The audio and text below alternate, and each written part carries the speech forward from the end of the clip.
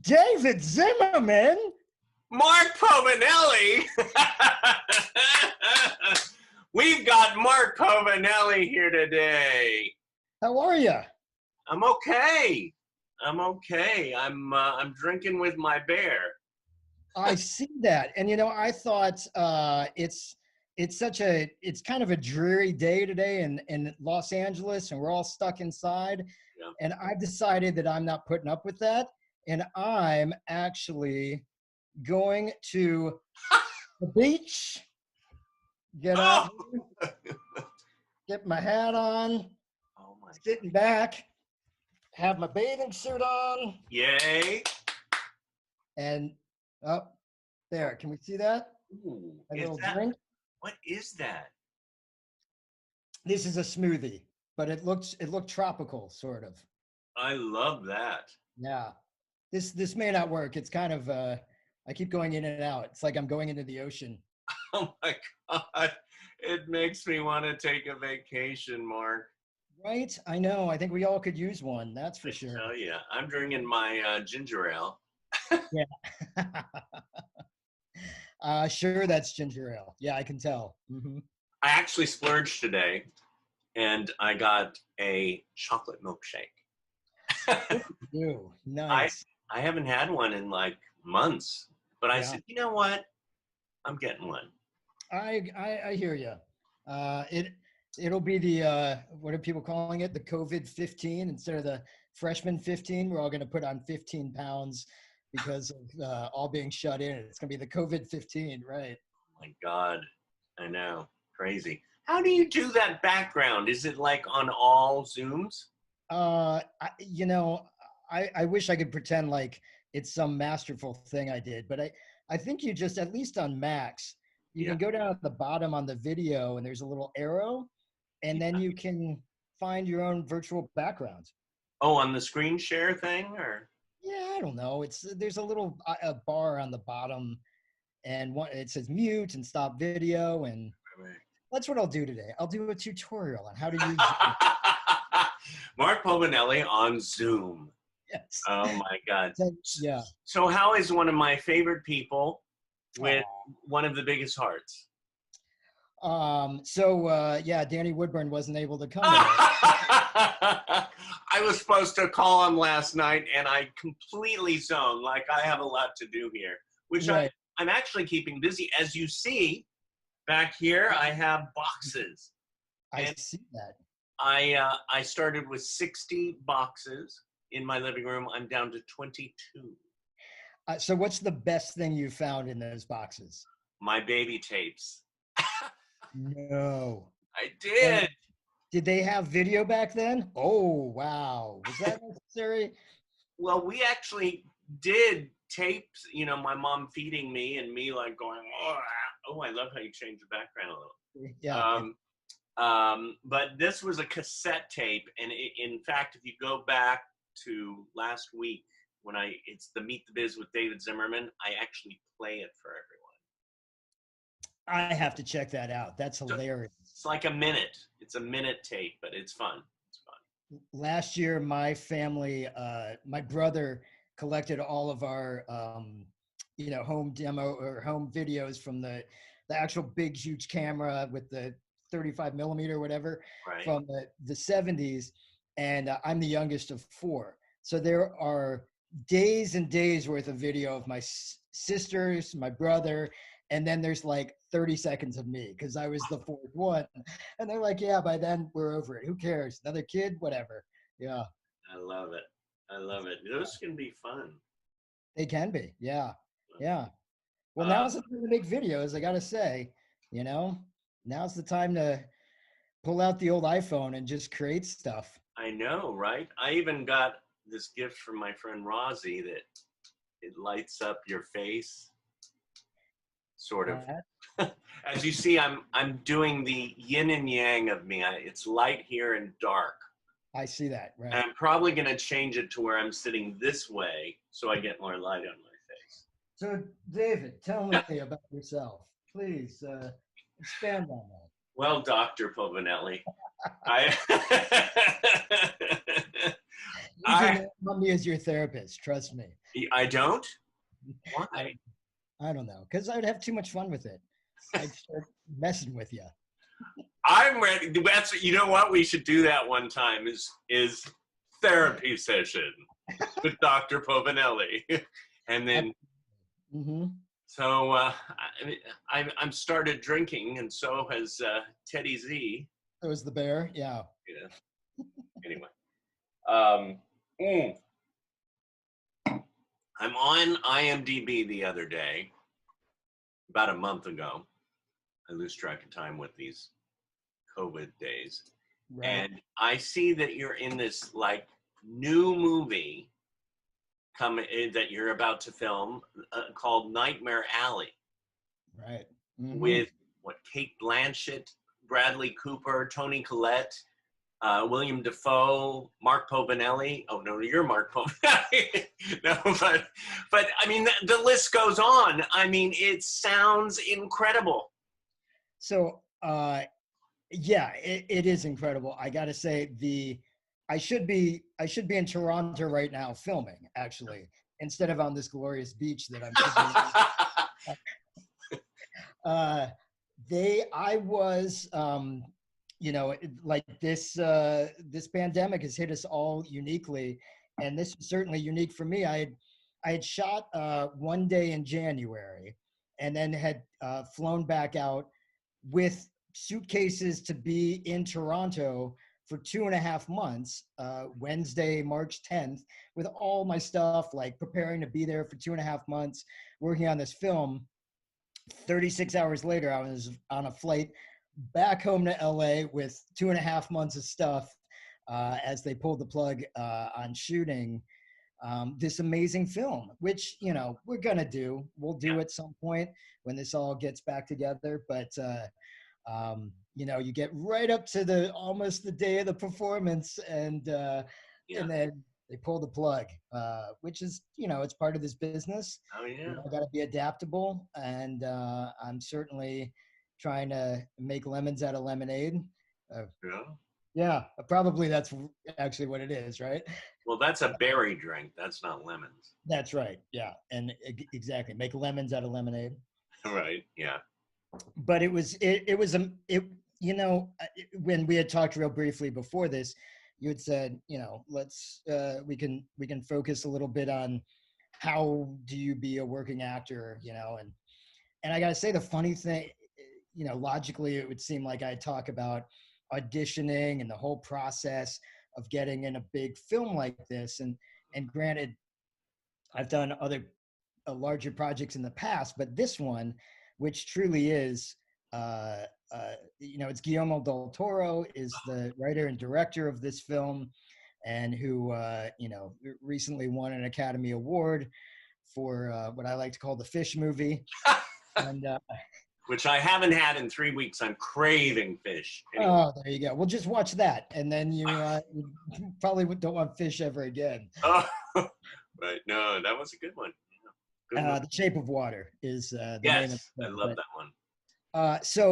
So I'm sitting there, and you know, the life of an actor, you know, it's great to work, but a lot of times you're not working, and I was not working. I hadn't been working in a while, and getting that kind of uncomfortable feeling of like, what's next, and is there something next, and my sister, who has my name on a Google alert, like you can type into Google something and it will alert you when there's news about that. Right. So she has my name as a Google alert. So her Google never alerts, obviously. But one day she texts me and says, "Hey, are you in this?" And she sends a link to an article on the web about, I don't know what it's about. And so I click on it, and it goes right into like some kind of spam website. And I think, this is the low point of my career. Now I'm getting trolled by my sister, of all things, you know? My God. And so I kind of let it go, because I was busy doing other stuff. And then later that day, I was like, what was that? And I then did some Googling myself of like my name and this film. And sure enough, there was this article that had been put out on a movie fan website about Guillermo del Toro's next film, and it's starring Bradley Cooper and Kate Blanchett and Willem Dafoe and Ron Perlman and Richard Jenkins and et cetera, Toni Collette, Rooney Mara, and Mark Povinelli. And it was like, And what? and you didn't know about it?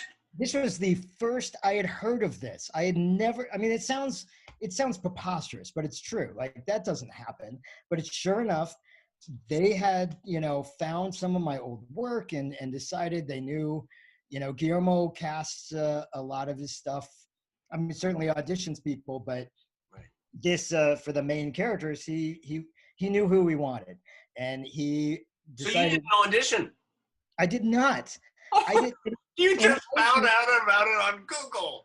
And I even texted or emailed my agent the next day and said, "What is this?" And kind of made some joking around, like, "Oh, I must be in this," thinking it was like, didn't believe it was true. And I never heard back from them because they hadn't heard about it either. And it was a month later that they were called by the casting director or by the producer. And the producer's like, "Yeah, we have a contract, and Mark's going to be in Toronto for the spring for like 3 months, and blah blah blah." And I said, "Well, can I not like I'm going to turn this down, but can I see a script first? Am I going to be the fish again? What am I doing in this?" And so they sent me the script, and it was awesome. It's an incredible project, and I'm pinching myself every day that at some point we'll get to do it. That makes I'm tearing up. I mean, it gives me so much joy to hear that. I mean, the perfect person for this. I just picked the cast.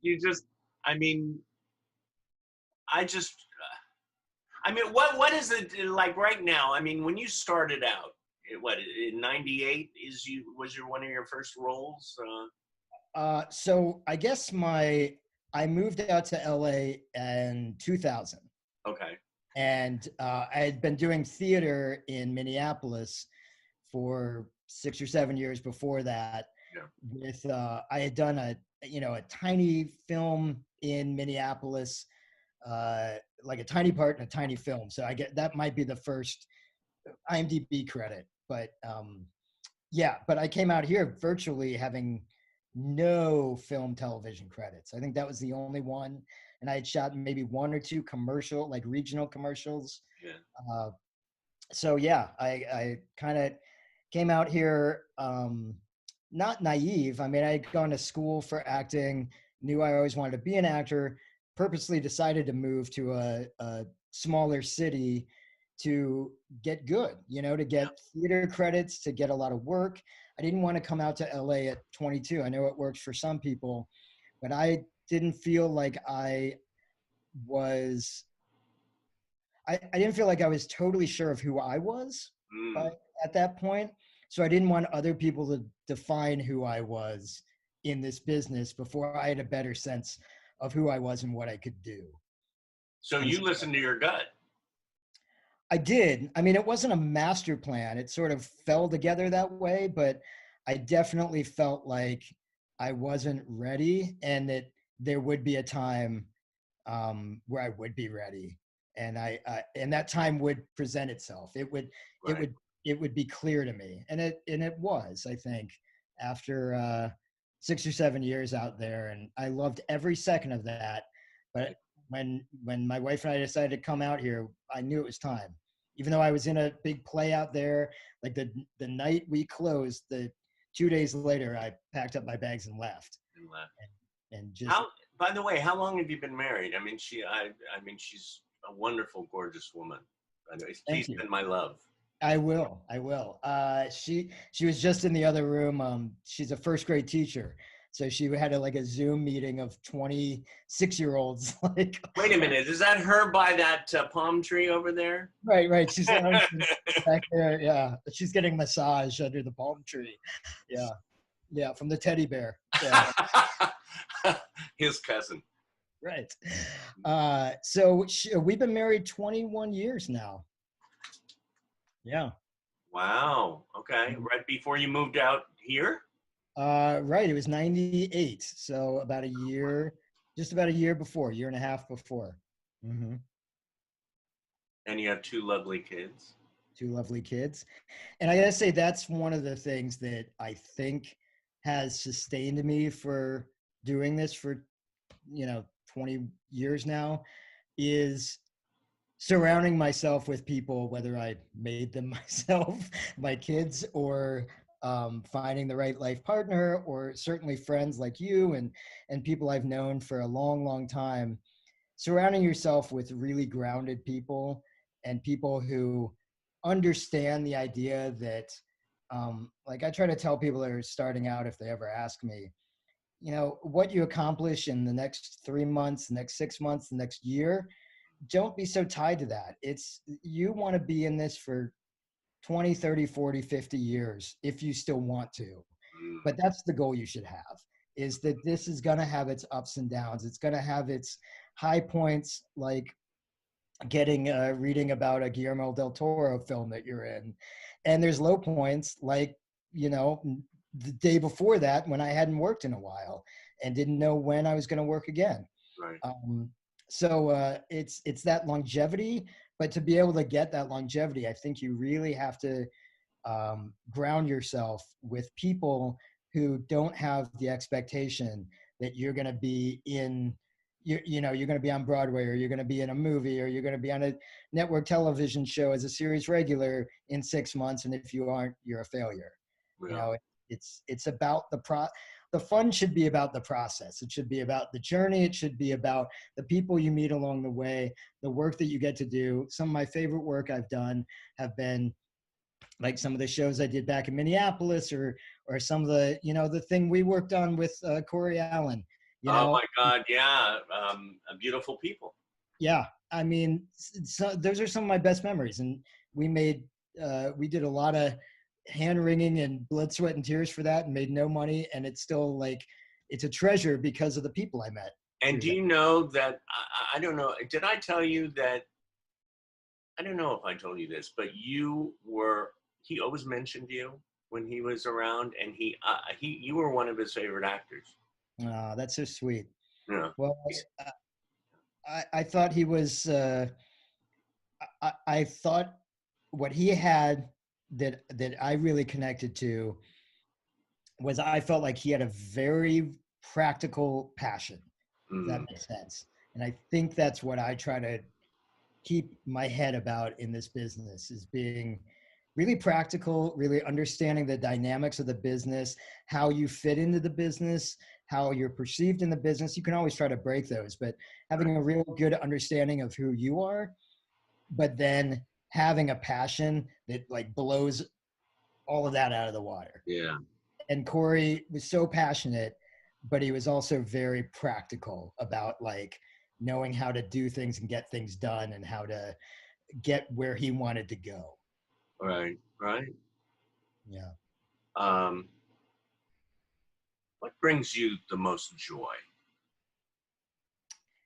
I mean, there's so many things there, but in this business wise, there is that, there's that moment, and I heard about it in college when I was in acting class, and I never really felt like I quite got it, but I think that's what keeps you going back, is there's that moment when you're performing where you lose kind of you, and you lose. I'm a very cerebral actor, and it gets in my way a lot. Yeah. I'm thinking constantly, and that's not always great. And I'm kind of directing as we're going along, and that's why you have a director, so Right. you don't have to. That's why I find self-taping so hard, because I direct myself as I'm doing it. Whereas if I'm in the room or I'm on a stage in front of people auditioning, I can't direct. I just got to be there and be in the moment. So it is that those little nuggets where you get when you sort of get that tingly feeling when you're doing something. You feel authentically moved by working with somebody and connecting with them, and then it goes away, and Yeah. you an hour later go, wait, I where was that feeling I had? And it's one of the best feelings ever, and you just want to get that feeling back. And if you're on stage, you spend the next 30 performances trying to get back to that one moment.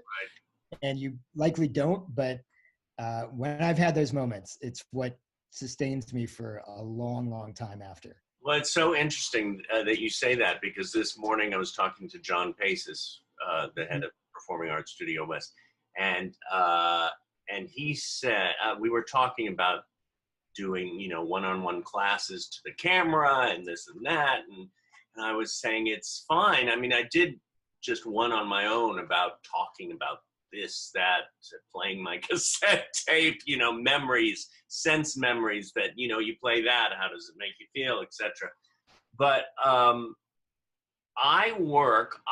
enjoy, I mean, I could do a Skype session. Right. I'm connecting with you now. I mean, we're having a conversation, it's flowing. But when I'm teaching, I like to, you know, I need the clay. Yeah. I want to see the clay move, and then I could push it a little and go, how about that? Let's try this again. That's what I like to do. So right. I'm there with you about the, you know, just auditioning for, hi, my name is David. Not that I do that, but yeah. Right. I mean, yeah, I think that I certainly got into this because I think I'm a pretty, I mean, you know me, I think I'm a somewhat guarded person in real life. I mean, I can have a lot of fun and stuff, but I'm not doing therapy like to everybody I meet. I'm pretty, you know, but acting gives me the excuse to explore parts of myself that I want to be dangerous.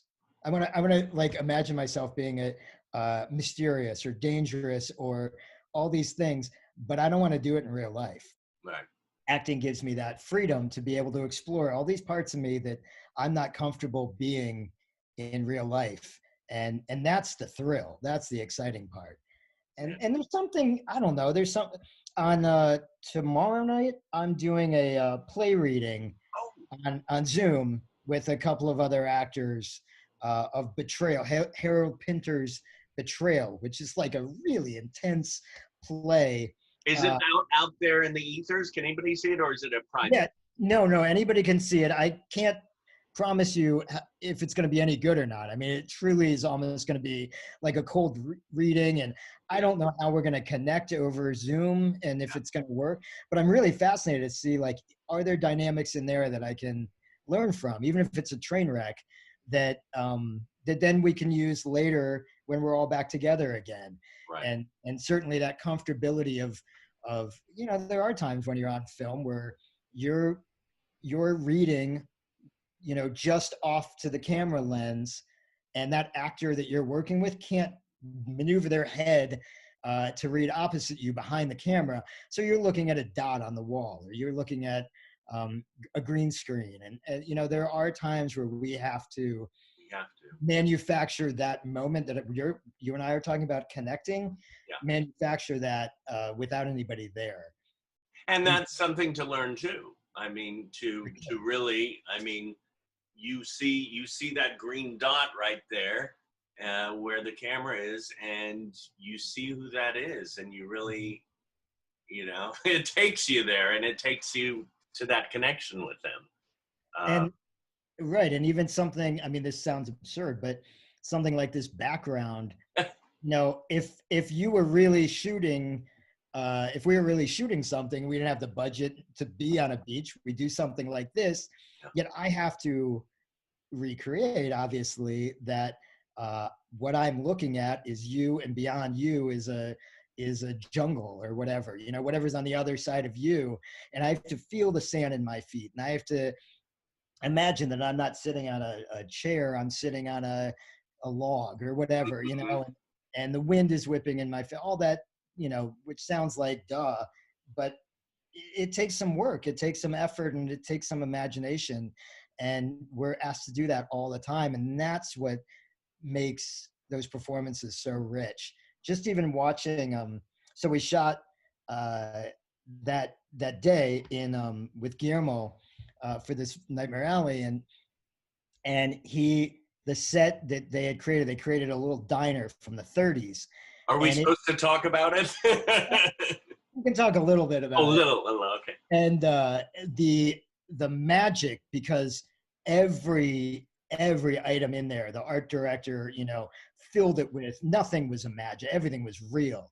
Yeah. But meanwhile, there's a giant camera right here, and there are background actors like moving out of the way from the camera, and I'm trying to do a scene with Bradley Cooper, and he's got to like maneuver his eyes to, you know, nothing is real in that real environment. So even when you get the most luscious set and the most incredible actors and the most incredible director, you still got to like deal with 1,000 things that aren't real. And so to be able to like center yourself and allow yourself to find the truth in that moment, that grounded truth, is vital. And I think there's something weird about these Zoom things Yeah. that might all be able to kind of play with that without any there's no stakes, you know, like Right. uh Right.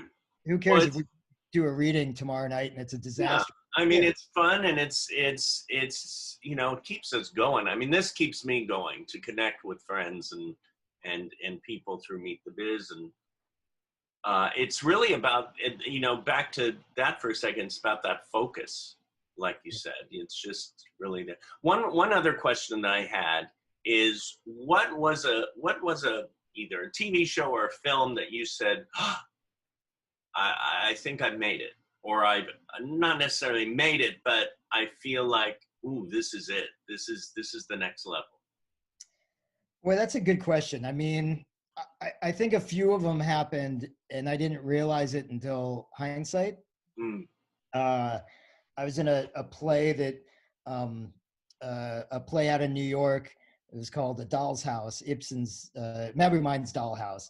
And what I walked into, I thought was going to be some crazy lunatic East Village play, turned out to be something that we toured around the world for 9 years. Well, it And, was brilliant. I saw the DVD. And yeah, you take, you know, that's the thing about you. You take so many chances with all the different pieces. I mean, yeah, I mean, you're not afraid to walk around naked. You're not afraid to, I mean, which you did in that film, right? I mean, I on the play. yeah, and we made it into a film, and I think the film the same, but right, because the work called for it, like it was justified, it was motivated, and that show had a plenty of risks in it that that I was willing to take, and they were exhilarating. It was the moment where I realized that I could be uh, limitless in a way. Mm, Um, that there wasn't, the only thing, I mean, it sounds cheesy, but the only thing holding me back was me. That um, my own protection, my own insecurity. But what that play called for were things that I didn't think I could do until I did them. And until then you they did. were. And then And I did them. Yeah. there you go. Yeah. But that, and then I do remember it didn't, it only lasted one season, but my dream was always to be on a sitcom, Uh, to do a live camera. I thought that was the perfect combination. There's live studio audience things that are almost dinosaurs now, but right. a perfect combination of comedy and a live audience, but also film Was that, television. are you there, Chelsea? Yes, yeah. And so there was a few, I don't know, it was, gosh, probably 7 or 8 years ago now, but an NBC television show. I think we were on Wednesday nights at 8:30, and they had a audition for one of the series regulars for it, for the pilot. And I remember going through the audition process, and that, you know, it keeps getting escalated and escalated, and the pressure is higher and higher. And when I did the final audition for Chelsea and all the producers and the execs at NBC, and I walked out of there and I felt really good about it. Mm. And I was driving home, and I didn't make it more than 10 minutes home when I got a call from my agent and my manager. And I pulled over to the side of the road, and it's hit me now. Like, it just was that moment of, this was my dream and I'm going to do it. And it was so much fun. And um, and that was kind of like, hey, yeah, like I think I can't beat myself up anymore. I think I got it. Yeah, Yeah. yeah. Well, no, I mean, you've been in so many, and I remember when you got Water for Elephants, it was like, I mean, I get just so excited. And that's what I'm going back to what you said about the people that surround you, the people that are with you as friends on your journey and family. I say that this a lot, that I'm so blessed to have gotten connected with people like you and friends like you and the people that I consider my extended family. So, It, I think that's why we should all do it. We should do it to find those parts of ourselves that we want to explore in a safe environment, meaning through a craft. yeah. Uh, but it's so much about the people. There's nothing. I mean, if you haven't done it already, when this time all changes, get out there, like do Nick's, grab a team together and make a little 5-minute movie. Go do a play that 10 people see. It doesn't matter. It's during this time, grab together 5 friends and do a Zoom play reading Yeah. that you've looked at it twice. Those connections are what you're going to walk away with, not an IMDb credit or a paycheck or any of those things, or somebody stopping you on the street. I mean, none of that matters. It's the connecting with the people Yeah. that matters. Well, I enjoyed connecting with you, Mr. Povinelli. Me too. Likewise. I'm going to go take a dip in the ocean. Uh, that sounds good. That We'll sounds do it. We'll do it again someday. well, and one of these days, who knows? Maybe I'll find another half, and we'll actually go to like Lake Tahoe or somewhere for a weekend. I'm there. Your honey and mine. You got it. Bring the teddy bear. It's not that complicated. Well, if you ask him. All righty. I love you. Thank you. Love you too, David. Bye. Bye.